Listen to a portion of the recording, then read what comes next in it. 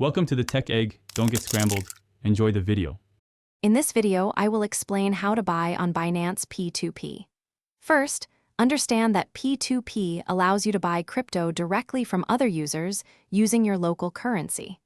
This method offers flexibility and a wide range of payment options. We'll walk through the entire process, ensuring you can confidently make your first purchase. It's a straightforward way to get started with cryptocurrency. Next, you'll set up your order. Begin by selecting the cryptocurrency you wish to buy, like USD or Bitcoin, and your local fiat currency. Then, choose your preferred payment method from the available options, such as bank transfer or a digital wallet. Finally, filter the listed offers to find sellers with good ratings, competitive prices, and the quantity you need.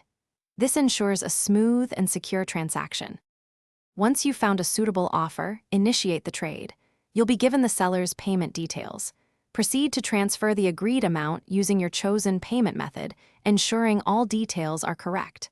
After making the payment, mark the order as paid on Binance. The seller will then verify your payment and release the cryptocurrency to your Binance wallet. It's a simple, step-by-step process.